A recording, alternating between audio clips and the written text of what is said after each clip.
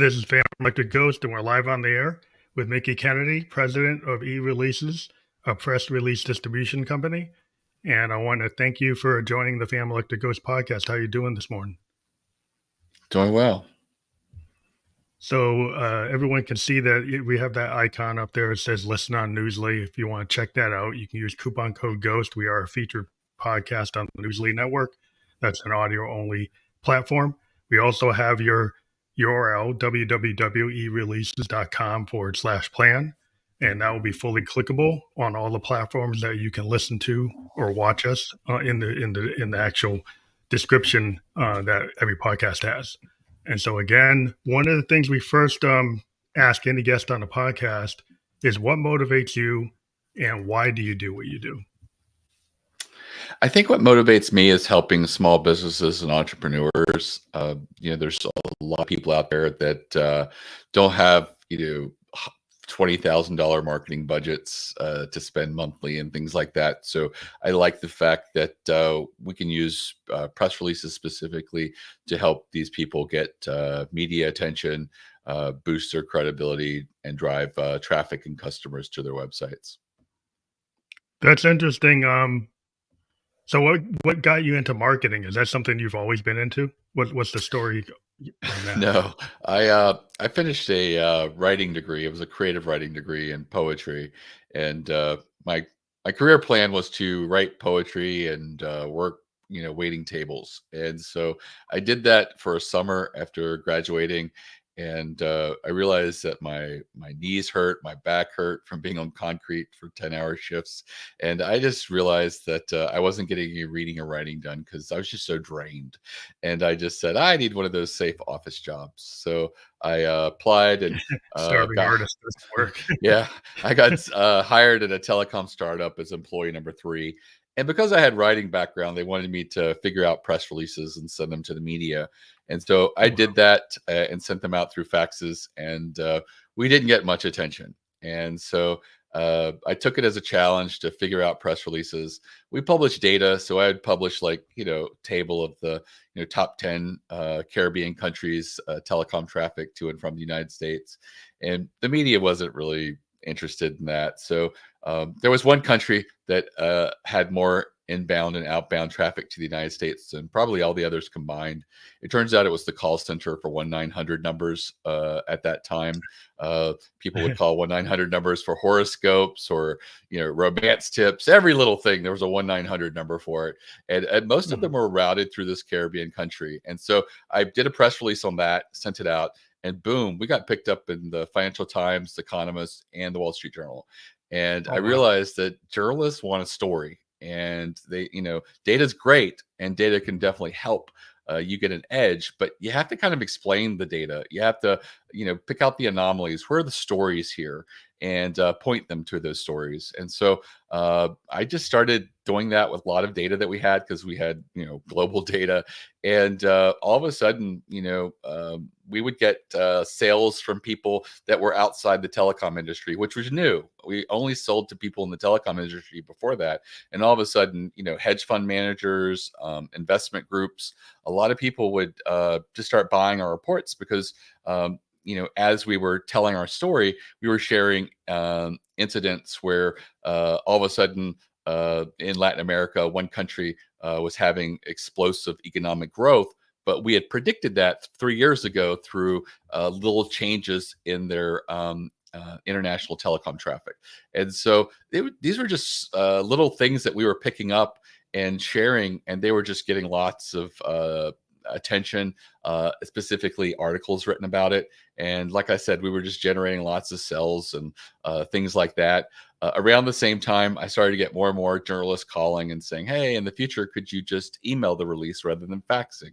And faxing is a chore. So I thought that was great. And I mentioned to my boss, I was like, hey, email is really cool because you could do a big blast and, use a database and stuff. And he's like, yeah, there might be a business there. You should consider it. So I did. I spent about a year contacting journalists, and I launched in October of 1998 with about 10,000 journalists in my database.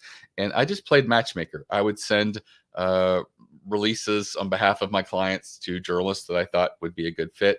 And had really good successes with that.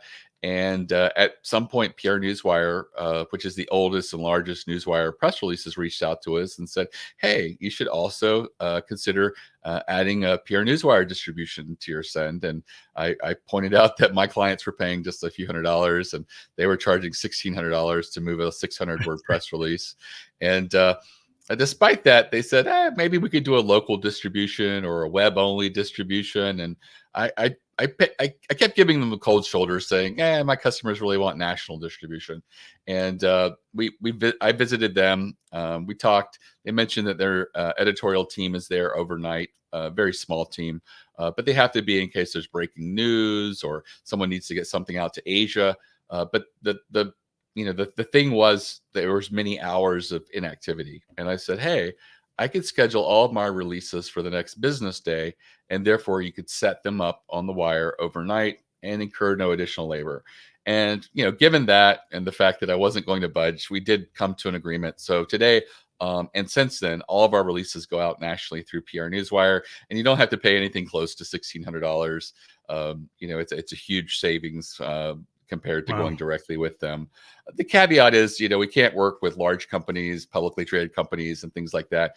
We're intended to help small businesses and entrepreneurs and startups that, are not doing the volume that would interest PR Newswire's sales team.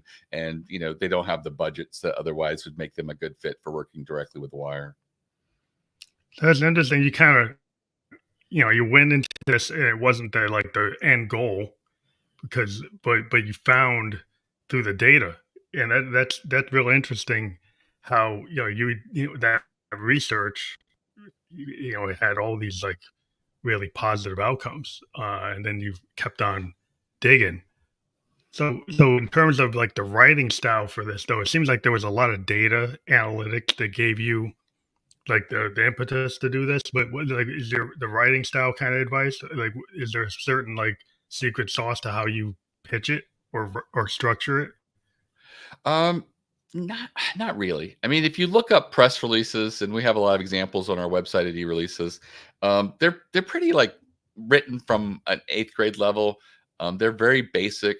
You're going to take what it is that you're pitching, the newsworthy idea, put that forefront in the headline and in the opening paragraph.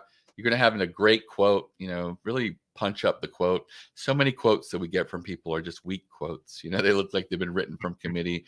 Many times you can't tell the difference between the quote and the rest of the sentences around it, other than it's written in the first person, or the body of the press release is written in the third person. So you really want the quote to sing and be strong, very concise, powerful.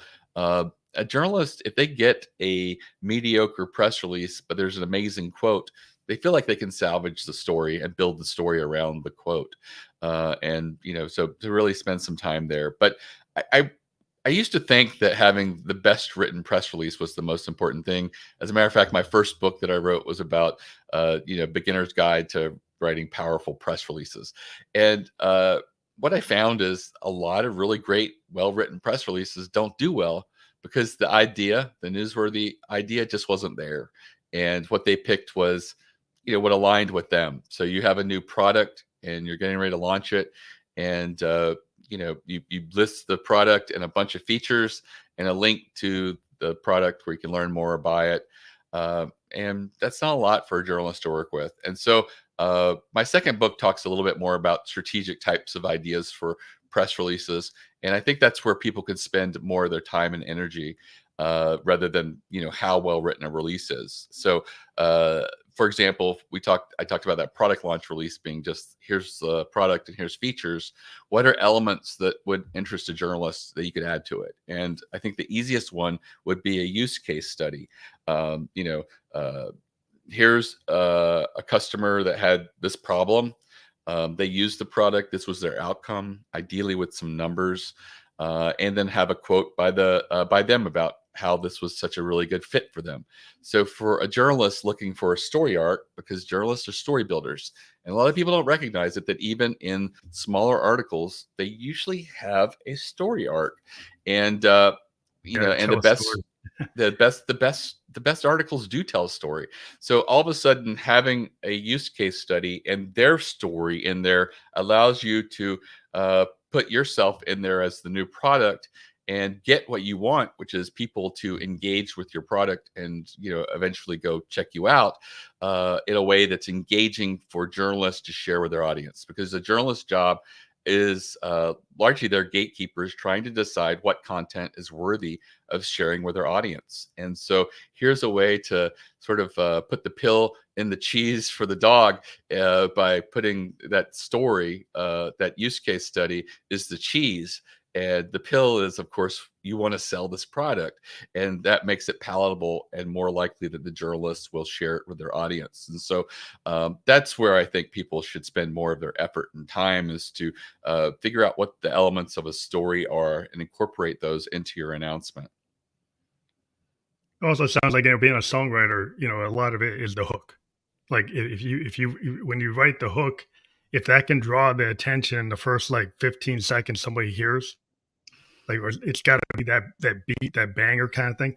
The thing that really will get you distinguished is if you can get people to remember it. If you can get people to think about it as a story, because the songwriters, like, the best songs are actually stories. And so if you can get somebody to believe it and buy into it and actually stay longer than 15 seconds, then you've engaged them. But it seems like the use case is really interesting, because just a low information. I'm a business system analyst in my day job, and we use a lot of user stories, use cases. That's our trademark for what we do. It's interesting that you brought that up. When did you start utilizing use cases? I've started realizing, I guess, about 3 years ago that a lot of people were announcing products that were so important to them, and they just didn't understand why the media didn't care, in particular people in their industry. And that's when I started analyzing, because we moved like 10,000 to 12,000 releases a year. I started looking at the releases that were product launches that were successful. And I noticed that the ones that were successful generally shared experiences of people who use their products. And I was just like, I think that's it. I think, I learned this, 25 plus years ago at the telecom company, that, people want stories, and Mm-hmm. these product launches have elements that more satisfy that. And so that's when I started circling back and providing education for my clients that they really should go in there and try to incorporate elements of a story. Use case study is great. Other things that people can do in a press release, is you don't lead with it, but sometimes sharing your personal story can be a really powerful thing. I think there's a reason that every time someone appears on Shark Tank, they open with what their story was of how the product or business was created, and often it's like sharing a vulnerability or something that Yeah. happened that might be inspirational. Like maybe they lost a spouse and they had this hobby and they wondered if they could transform it into a business, or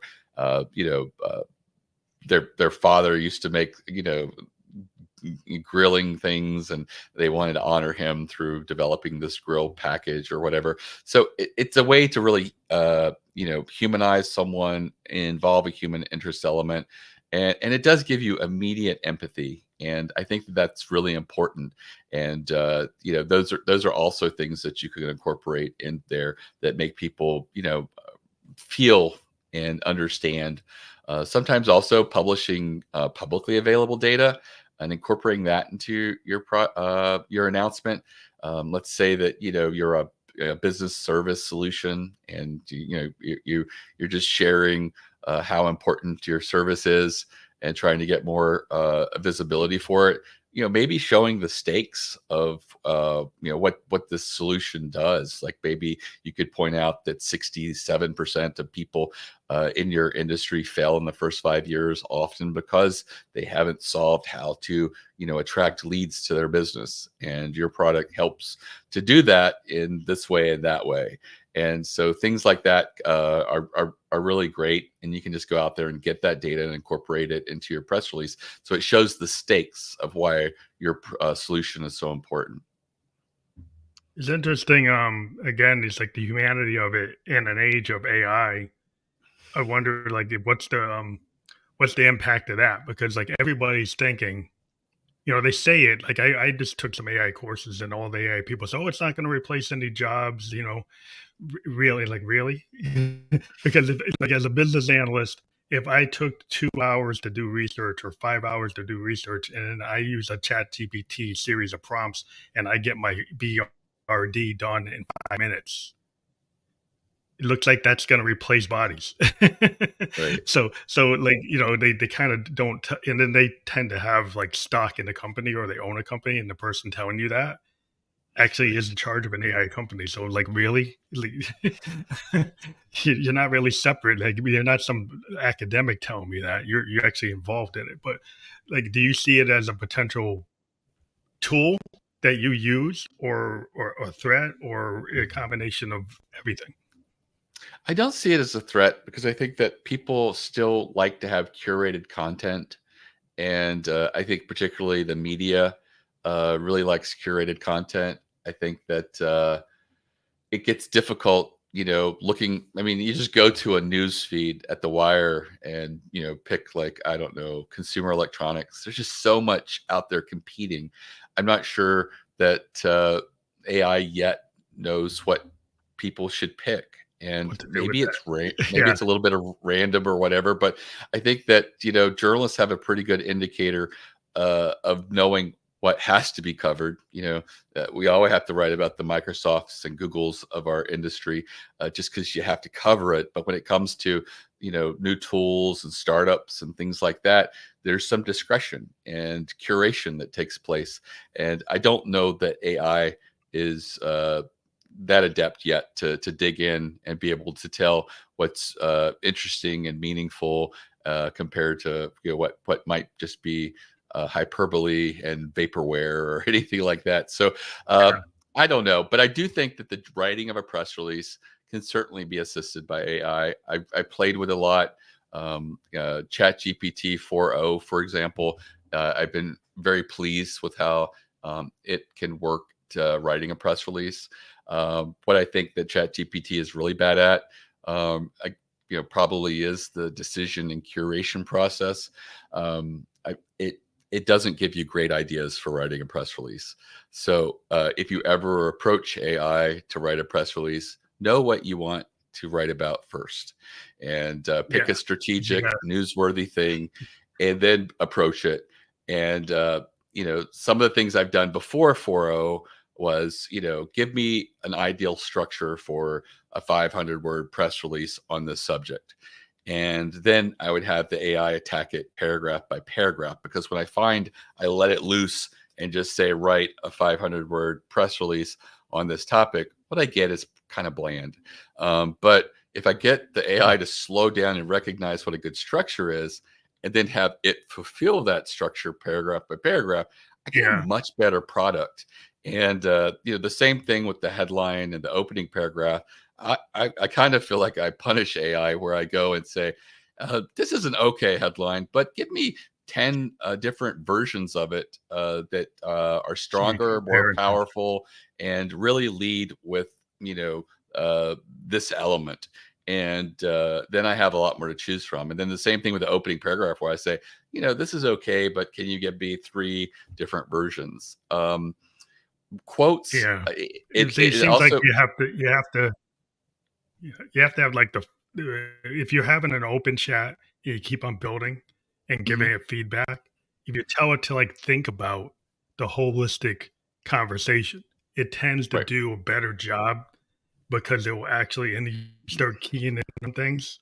And like as a business analyst, the way we try to use it is like, if I'm trying to do market comparisons, I might try to get it to give me some data that I might Right. not know, right? Or I have an idea.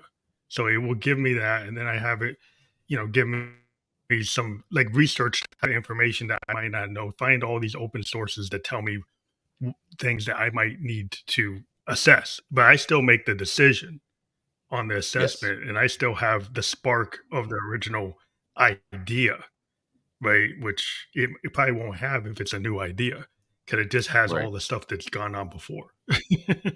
Exactly. And then the same thing with the quote. I usually go back and have it redraft several versions of the quote. And I tell it, please write more powerfully, be very concise, really make it, different than the rest of the content. And eventually we get there. Sometimes I have to just rewrite the quote myself, but it's Yeah. definitely a tool. At the end of it, I come up with a really good release. Another thing I've done a couple of times, not all the time, is I'll go back in and say, hey, are there any publicly available data points that could reinforce elements of this press release? If so, Oh, yeah. what is that data point, and where would you suggest putting it in the press release, and what is the sentence you would use? And then I will then consider it. Sometimes, Wordsmith, yeah, maybe. sometimes they work and sometimes they don't, but I do give it the opportunity for that. I do have to sometimes go out there and verify the data. The I guess data. I always do, because I just don't Yeah. trust it. Um, I have found it will make up data and numbers. I haven't explored whether 4.0 still does that as bad as the previous one, but mhm. it is. You have to you can't trust factually everything that's there. Yeah. Well, So you you gotta do want to make understand that sometimes there's stuff out there that it's well, whatever it's learning on, like, if right, somebody puts, like, fake information, it will actually think it's real. It doesn't seem to have the discernment, 'cause right, if somebody puts out an article saying that if you eat a rock, it's gonna help you, it'll actually go and use it. You know, right, it doesn't have the discernment, and so it's like you have to really can't take the first draft that it gives you back and without, like, doing a double check, and I think the danger is when people just take the first thing that comes back without doing the human work to validate, and that's right. like a journalist, like, would need to do that or somebody say a professional. You just worry that people, like students, might not do the rigor that they need to do Right. because it's like, "Oh, it gives me a decent answer, so I'm not gonna check it." Right. And But, I yeah, in also think terms that's of the reason that I find that Chat GPT doesn't write good poetry. There's so much bad poetry on the internet that I think it's been trained on, that you can't get it to save itself. It will insist on rhyming even when you say write free verse, non-rhyming poetry on this subject, and it wants everything to be the same thing with music. like a hallmark moment or something, and it's just not really good at it. I've even tried to say, hey, just look at this one particular poet style, and so everything they've written is pretty good, and it's better, but it's not great. So I feel like at least No, for now, it doesn't have the the the spark. right, It's not the the creative muse, it element doesn't that's have the there with muse. Uh, right, yeah,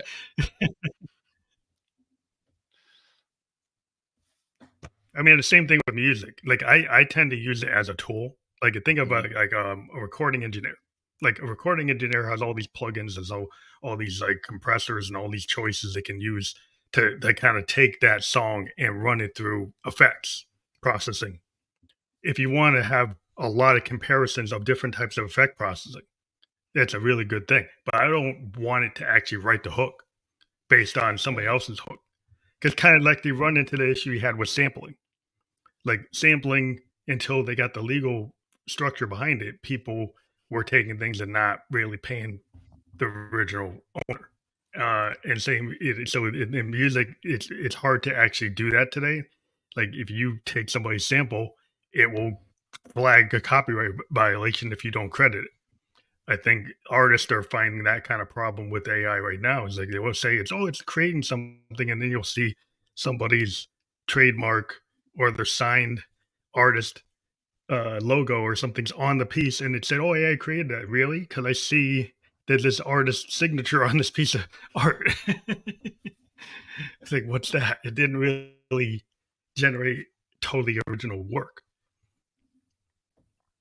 even though it's supposed to yeah. be, doing generative. work. It's not necessarily doing fully generative work, and I think that's you can run into an issue with that.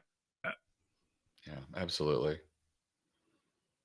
But the interesting thing you've talked about is like you have this like Rolodex kind of concept of all these journalists that you know, or they're that kind of source like of all your distribution network.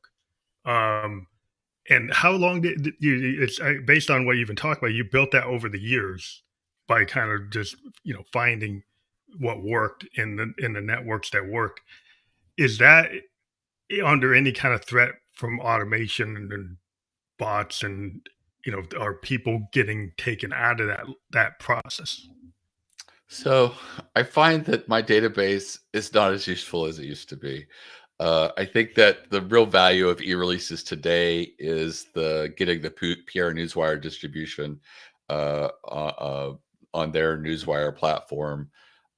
There is still some email distribution that happens, but unfortunately, over the last 25 years, there's been several companies who've developed media databases, and they have all journalists in them, and you could just blast them at will. And as a result, uh, journalists are inundated with the email, most of it Oh off wow, yeah. because you've got somebody who's selling a product uh, that is meant really for the golf industry.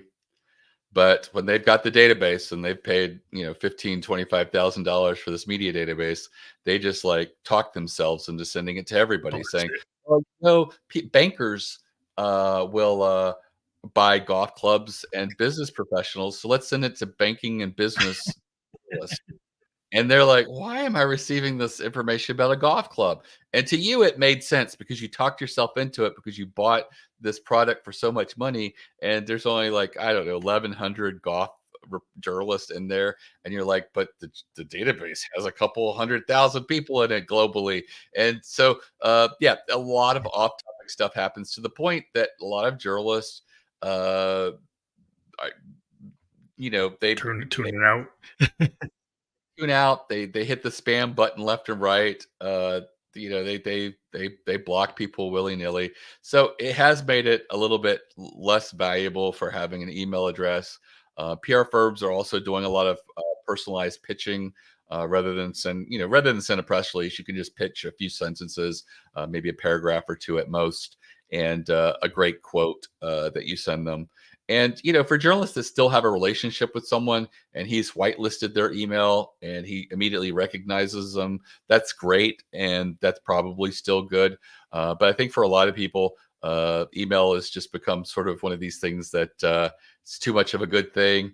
And as a result, I think journalists rely more and more on a newswire. In the US, there's basically a duopoly of newswires. It's PR Newswire that we work with, and the other one is Business Wire. They both do Mhm. pretty much the same thing, but yeah, we just work with PR Newswire. It's a little bit larger and older, established, but most journalists just look in those two places, and it kind of reinforces the duopoly because there's been a third player trying for a long time to get market share, and it's just harder because We uh, want to, yeah. journalist is like, do I really want to jump to a third place to have to look for content? So most of them just look at the two, which is why I feel like it's still a strong duopoly, with a third player really trying to make an inroad there. Um, but yeah, when a journalist logs into the newswire, they should receive feeds in the newsrooms. Dot matrix printers would just common just vomit green and white paper continuously. Today it's very customized and individual. They have an individual login at the wire. They can then see the feed of their industry, which is the headlines, and they can click through and drill down. And they can also customize their feeds, like maybe exclude certain press releases that may have certain keywords in it, as well as make sure they capture or hold Mm. or pin certain ones that have certain content. So it really is a very valuable tool for them, and I think it's why having access to a newswire is really powerful. There are other types of newswires that people have probably heard, but they're not newswires or press releases, like the AP Reuters, UPI. There's a couple of others. They work on a different model. Rather than sending a press release over them, everything that they send to newspapers is written by them, and so they work by writing a story that they believe many of the papers and outlets that use them will be interested in. So it's usually national news, and it's Hmm. usually something that if you run a small paper in, say, like Greenville, South Carolina, and there's breaking news overnight, and you're working on the paper for the next morning, it's easier to license that national article from the Associated Press and pay them a fee. They're usually in a licensing arrangement to begin with, and they just take that article as written by the AP and they put it in their You just paper. put it, Uh, makes it easier so for them to publish, right, to actually meet their right. schedule and get Now, schedule to you publish. can send press releases to the AP, but they don't transmit the press release. Everything they transmit is written by them so that they can copyright it, own it, and then be able to And sell it license it to for their others. service. Yeah. So I guess when you're dealing with like very like if you're dealing with like authors and small businesses, it's kind of like, are there like micro strategies for like if you have like the macrocosm of the world, you got these APs and you got these big things, right? And then you got these smaller companies. Like, how do you discern with all these algorithms today? Like, how do you get that to the right target audience? Because you said before, like, you're blasting something out about golf clubs and you hit it everybody. If you have somebody that's like a science fiction author and they're trying to get their book out and you want to get it to the readers who actually read science fiction, like, is there some kind of targeting at the beginning that you use? Like, well, here's the target audience, and these are the people, and then you kind of have a micro strategy to know who to actually hit. Right. So when we send the releases out, the person placing the order gets to select industry categories. We do vet them to make sure that they are on target, and the newswire does as well, because they don't want to be sending golf club press releases to the banking journalists and things like that. So there is some accountability there, but you do have intent with the customer with the categories that they want to target. It's also financially painful to add a bunch of categories. And that's another way to make people sort of focus on the industries that are most applicable. So we have 3 products, and the first one you get to pick 1 category, the second one you pick 2 categories, and the third one you pick 3.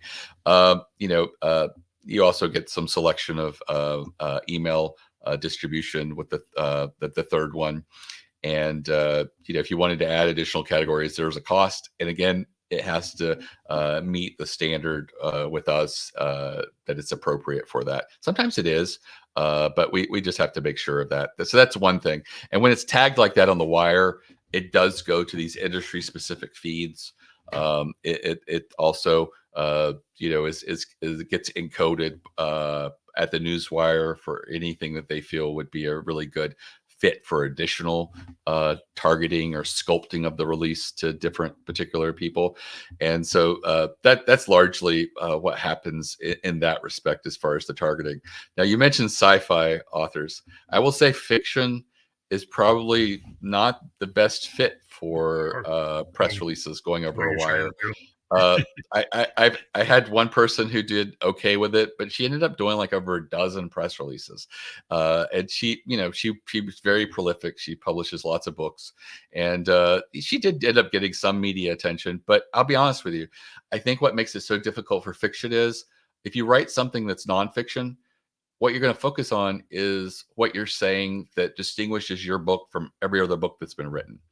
And when you're writing fiction, it's very hard to do that. You can talk about the particulars of your story, but your story is either it's going to be something that still fits the framework of many other books that are out there. What generally I think makes fiction successful is the writing style, as well as how the characters are developed and how the story progresses. And those are elements that are just almost very difficult to explain in a press release format without someone reading the book, and Yeah. asking a journalist to consider reading an entire book is not too gonna big of an ask. I happen. think that most Yeah, successful fiction that gets picked up by journalists has been vetted by groups of readers, and most yeah, of beta those readers. Yeah, the journalists beta rely readers read. on Goodreads and other communities to say, hey, this is an exceptional piece of science fiction. This is a really great book. And usually that is what then leads to the recognition by people who cover fiction in particular. That being said, nonfiction authors use press releases all the time and are very successful with it. But I do sort of sympathize with people who are in the fiction space, because I kind of believe it's so difficult to get Yeah, picked it's up hard. and You have to kind accepted of run the because of convention. You have to run like the convention circuit. Yeah, it tends to be like look at comic book artists. The comic book artists run the Comic Con circuit. They show up, they get into the underground press. They get they get a good write up by the readers. You have these real micro communities. Like if you're in the indie music scene, you got to get like the indie press to get an underground band. Like I'm a big, I grew up listening to bands like the Replacements and Who's Could Do a lot of stuff coming out of CBGBs, and there was this underground buzz and like fanzines of like underground bands that would really do that before they ever got to Rolling Stone, before they ever got to Spin or anything like that. And so in that kind of world, my show initially we just talked to like indie musicians, singer songwriters, and we kind of push. That's where we started. We pushed people that I'd like to listen to, like a DJ, a college radio DJ, pushing stuff. So in terms of that type of content, is that really like does it fit e-releases or does it really fit other types of press or um, types of promotion? I think that those would probably benefit for people who are more working in that industry. And I think that you kind of have to like do, I don't know, do well in the community, uh, be recognized in those places, and then I think you would attract the interest of people to write about you. Maybe at that point, if you had so many good reviews, you had so many people who are kind of known in the industry who talk you up, then maybe you could try a press release, because all of a sudden it's not just you talking about how great the book is and promoting the book, but you've might have a blurb from someone who's pretty famous, or Yeah, a quote from someone who gave the famous book a really author. great There you go. review, and all of a sudden you mentioned that despite being self-published, you've picked up 241 five-star reviews on Goodreads. All of a sudden, those might be indicators that a journalist would give you a little more attention and consideration. Or a famous actor or director likes your book. Yeah, and then Yeah, suddenly you can yeah. get like name check somebody and then use that in the headline to kind of trigger something. But you never not that that happens every day. Sometimes things happen in the indie world where somebody big actually recognizes and you kind of name check them. But that's here or there. But just from the world of like online influencers and like social media, um, how does that change like PR from your point of view in terms of what Right, you do in the right. So influencers and what they do? we are fortunate in that influencers, some of them do use press releases. I follow a guy on TikTok called the Snackalator, who each week does a weekly roundup of new snacks hitting grocery shelves, and he also does a separate podcast of new fast food promotions and things that are coming out at fast food places each week. And he often says, "Hey, this product looks great. I'm relying on these press release photos that I'm showing, but I am excited about seeing it when it hits my local Sonic or whatever the place is." So he constantly mentions that he's These push pulling all bikes. this from press releases, which makes sense, because if he was just having to go out and research himself what's coming new, he would probably be publishing stuff after the fact, after it hits the places. But he's got it in advance because he's relying on press releases, and press releases come out, to create a little buzz before the product launches. So that makes complete sense for him. The same thing with the grocery items, they're hitting the shelves. And again, all of these press releases are coming from Business Wire and PR and Newswire, the two big places that people check. And and there's a lot of Instagram influencers that have access to PR Newswire's fashion feeds, because the Newswire recognizes that there are media that are outside of traditional media, and so they're very welcoming of these people who are in different spaces and things like that. There are other places I know that work with finding an influencer and they getting them to pitch your product, and that's paid. I don't get involved in paid at all. I am completely like, we don't pay for placement. We are trying to get organic earned media. The reason for that is I just feel like it's so much more earnest and recognized as being organic. Yeah, organic. And people recognize that. When you get an article written about you, it is like a signal of trust, and it's this third party corroboration, almost, it's like social proof or an implied endorsement when a journalist chooses to write about you. And that credibility is powerful.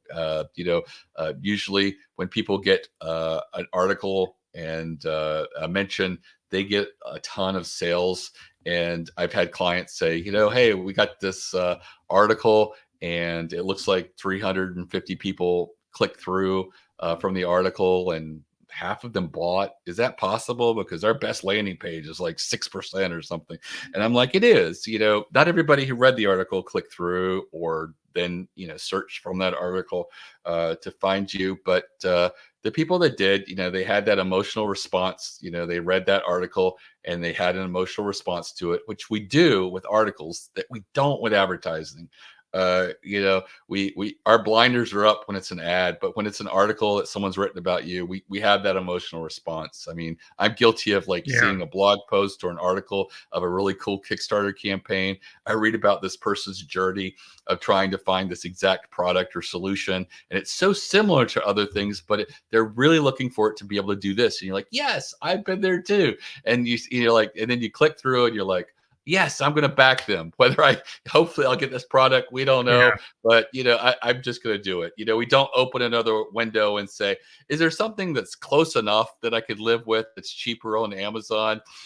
We just want to back this person. We want to, amplify the energy and everything like that. And I think that that's a way in which, earned media works so well and continues to work well in a world where I think a lot of people have, advertising fatigue and even testimonial fatigue. A lot of people, pharmaceutical ads every 5 seconds, and they kind of get burned out with these jingles. They're like, really? That's the jingle you're going to use? What I just a story of my part is like, I'm a synth head. I'm a synthesizer guy, and I watch all these YouTubers, and they're always pushing like these like long form, half hour, 1 hour reviews of tech, and the companies will like send Roland and Moog will send it to these YouTubers to see synths before they even come out, and before they're even at the stores, and then there's like a buzz because you actually see somebody try it, and then as a musician, you get to hear it before you even get to go to a place to actually try it yourself. And there's a lot of stuff in technology where people will be like previewing tech. You see it in cars and see it in automobiles, like future designs. People can get this big buzz, and through the podcasting or YouTube format, people, influencers, and from podcasters to YouTubers will pitch things. So in terms of that type of marketing, how does that affect what you're doing with like eReleases? Right. So I think that, sometimes when we send out product launches or things like that, people will ask for review copies and things like that. And that does happen. And then people will review it. And that is part of the process. We do caution people to be careful. Mommy bloggers, they generally ask for everything. Every product that's out there, a mommy blogger wants it. And I'm just like, we see some of these requests come through, and I'm like, this person reviews 3 or 4 products a month, but she's asking for at least 20 or 30 a month that I'm aware of. So, take that what you will. But if it's a good place and it looks like it's a good fit, sure, definitely take advantage of that. I think that's a great way to get some, again, you're not paying them. You're hoping for an honest, positive review, but you don't control that. It could come out and they're just like, it's not for me. Here's the cons to it, and here's the things that are good about it. But I don't feel like it really moves the needle in this marketplace. Mm-hmm. So, in terms of entrepreneurs, and what they need to do if they're a startup and they're trying to get the buzz out, and like you've talked about it initially, that it's like the keywords, it's the hook, it's the connection to the right Rolodex of people that are gonna you know put that into the right hands. What's the best, maybe top 3 things you can tell an entrepreneur about getting into, PR? Right. So I think for an entrepreneur, it is, knowing what your elevator pitch is, what distinguishes you from everybody else. I do find that startups generally do pretty well with PR because they they have the elevator pitch and they know what they do that's different than everybody else. And they can communicate that very effectively and usually at the beginning of something, and that gives you an advantage because a journalist is looking for uniqueness and really understanding what fundamentally makes you a different business than everyone else is going to give them an edge as to like, oh, this is a very interesting take or credible, potentially newsworthy element because they're doing something that's they've carved out something that's a little bit separate from everybody else in the industry, and therefore let's shine a light on it and spotlight them. Also, incorporating a little bit about your story. Sometimes you might have to put it later in the press release. There's usually a boilerplate at the end. We call that, it's the about section, where it's say about company. And usually it's, 4 to 6 sentences. They often get recycled in every press release. You can tweak it over time, but usually it's like your elevator pitch of what you do, what defines you differently, what's meaningful. And you can use it again. Sometimes it can be just, a very short a mention of as well of what started in my father-in-law's garage as an experiment to solve this problem for me has morphed into a business that now employs over 200 people, based in a 20,000 foot square foot warehouse, and all these little cool things, and then as well as talking about what it is that you do. There are elements that I think will make you stand out. Having a great quote, focusing on an announcement that's meaningful or strategic. I'd mentioned incorporating data points. You can actually create your own data points. Whenever I have a business that tells me they've tried PR in the past and it didn't work, I had someone recently tell me that they spent $40,000 with a PR firm, and they actually didn't have anything negative to say. And I asked them, what was the outcome? And he mentioned that he got a article in the Harvard Business Review. And I'm like, Harvard Business Review doesn't write articles. They accept articles from others. And he goes, well, yeah, the PR firm helped me draft this article and we submitted it to them and they accepted it. And I was like, okay. And what else? And he goes, well, they gave me a really cool guy that I interviewed on my podcast. I said, anything else? He goes, no, that was pretty much it. But, I found it a good experience. And I was like, wow, yeah, that's not a lot that they did for you for $40,000.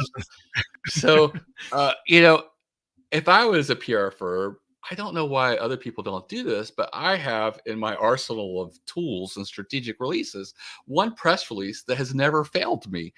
Everybody I've coached through this has gotten, on average, I'd say at least 8 articles written about them. 8 individual articles in 8 different places. And the least we've ever had a client get is 4, but we've never had 0. And it's to do a survey in your industry. Now If you're I going to don't author, want you're to going to push author that that for me. data. And everybody says this sounds like a lot of work, and I will break it down to you. This is the minimal amount of work. You're going to spend your most time coming up with 16 cool questions to ask your industry today that people would want to know. And think back to if you were at a trade show and you were sitting around having drinks with people in your industry. What are the questions you would ask them? Usually these are questions that the trade publications haven't talked about, or things that are going on right now. Like you've noticed that a lot of people in your industry are beginning to slow pay bills. And are you noticing that as well? Or you're tightening up your advertising and marketing budget. You're like, hey, what are you guys doing over the next couple of quarters? These are questions that you can ask in a survey. They could be indicators that capital is consolidating in your industry. You can also ask questions about work culture. We're out of a pandemic. Some people don't want to be back in the office, and they've gone in kicking and screaming. What's your work culture like? Has it been difficult post-pandemic to establish a good work culture? With perhaps some people working from home or doing a hybrid or something like that. You can ask, left field crazy questions. I usually save those for the end because I break down my 16 questions as 4 questions per page in SurveyMonkey. And on the last page, you can ask a little silly question or a left field question. Sometimes those can do really well. We did one for an auto repair shop in Pennsylvania. Can't think of a more non-newsworthy business, but their goal was to get links from automotive trade publications because their website, they lost the domain and now they had a new one and they wanted to get established quick. So the question we asked there on that 4th page was, what's the strangest thing someone left in their car while being repaired? We only got about, I guess, 60, 70 interesting ones. There was a lot of others that just weren't that interesting. But we put together the top 20, put that into a press release, sent it out. It got picked up in over 10 trade publications, several newspapers, including their local newspaper. And, it was something that people really found interesting and intriguing. Like, someone left a boa constrictor. That's interesting because it's not directly about the business, and I think that's the creative spark that people are missing. Because you talk to an executive, they're just going to want to regurgitate everything about what they do, but they don't have that creativity, like the artist, kind of creative mindset that sometimes in advertising, it's that kind of quirky thing, the thing that nobody thought about, right, to put in there to hook Right. people in, where they just are so, it's like they're too close to their product, and they need somebody like yourself to like, oh yeah, we could come at it like this, and then we have a pitch that's actually going to suck people in. It's going to pull them in. It's going to draw attention. Right, And that right. seems to be And the this still wasn't the statistically core piece. relevant at all. It was just Yeah. fun, quirky things that people wanted to read and share. It was one of a very shareable articles that were created as a result of this. And uh, we included a resource page where we put all the responses of the questionnaires and I think we curated like 60 of these responses, but in the press release, we only had 20. But a lot of these places linked to that, which accomplished the goal that we wanted of getting some inbound links from very authoritative sources. And within 60 days, they were ranking number 1 for their city auto repair, which was their goal. And and they also had these great clippings that they were able to put on their website and share with their audience. And they also got mentioned in the local newspaper. There was an article there, and a lot of people came in and thought it was a really great story. And their big thing was, we're just an auto repair shop in Pennsylvania, Mickie. Should we even be doing a survey? I'm like, there's no rules on this. Whoever is the author of the survey gets to send it out and get the accolades that come as a result of it. Now, they didn't know other auto repair shops to send the survey to. And that's another thing we accomplished that's very easy to do is reach out to a small or independent trade association. Every industry has dozens and dozens of trade associations. And I was told by a PR professional that I was doing a podcast with, she goes, well, what would you do in our case, Mickie? There's only Public Relations Society of America, PRSA. And I said, there's over 400 public relations trade associations in the United States. And she didn't believe me. And I immediately pulled up several. Now, many of them aren't going to be applicable. Like one is just, Black women of the South. One is people of the Mid-Atlantic. But there are other ones that are like solopreneurs, solo practices. Mm-hmm. And so you can pick something that is aligned with your customer base or you or your audience, and find one that fits. The smaller and independent ones are better because they get no love from the media. The big ones like PRSA doesn't have to worry about media or getting attention. They're not going to cooperate with you. But the small ones, if you approach them and say, hey, I'm doing a survey, would you send this link to your members? In exchange for that, I'll mention you in a press release I'll be issuing over the wire. And 80% of the time that works with the first one you go to. And that's what they did in their case. They belong to an independent auto repair shop association themselves.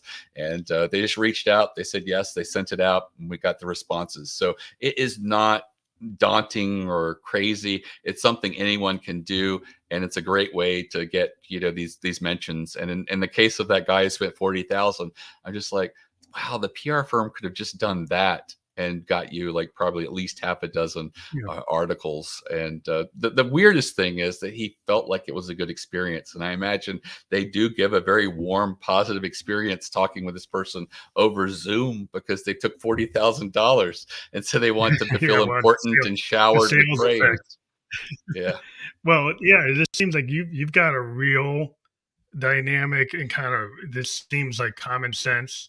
Like you do the research. It's like because you do the legwork, because you've done the analysis, like any kind of good business analyst. Like if you do analysis, data analysis, and then you have a creative spark, kind of left, right brain. And a lot of times some people want one side or the other, but I think it's like it's a combination of like logical thinking and creative thinking and legwork and history, and then like making logical or business decisions that make sense for what you're doing, and tailor making things for what makes sense for that business, and not just having a cookie cutter approach. Like if you go in, you might get that $40,000 thing from a cookie cutter approach, and maybe that worked for this organization, but if they did the work, it's like, that doesn't really work for this other one. So if you just use the same solution all the time, it's like it might work here, but it might not work there. It seems like you do the work to actually know what's going to work for that business.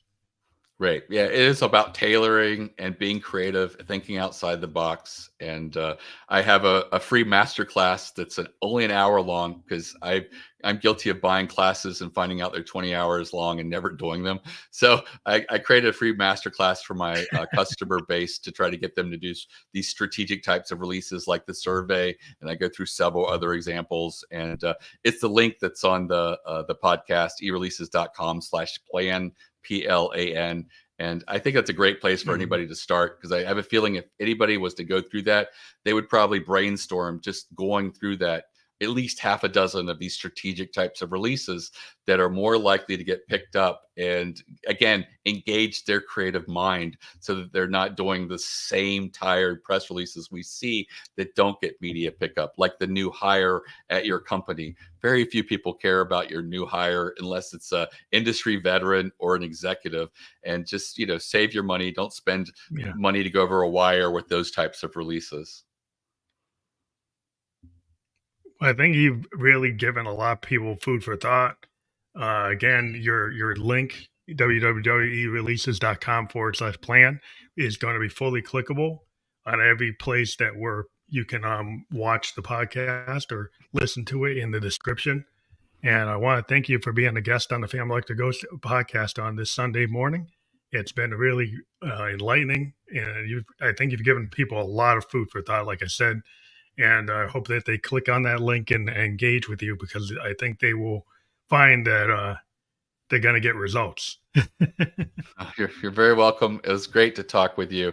and share the importance of basically the opportunities that exist for PR. And a lot of people feel they're too small, or they have imposter syndrome, that journalists won't pay attention to them being tiny or small or just starting out. But you got to remember, journalists don't get accolades from their readers for them covering Microsoft or Google. They often get appreciation from their readers when they bring to light and put a spotlight on a new tool or resource or company that's doing something new and different. And often these are mom and pops and solo practitioners and entrepreneurs and startups. And so don't let size be a deterrent to considering PR.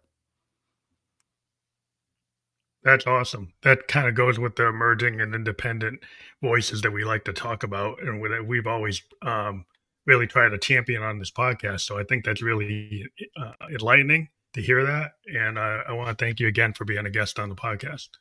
Oh, thank you.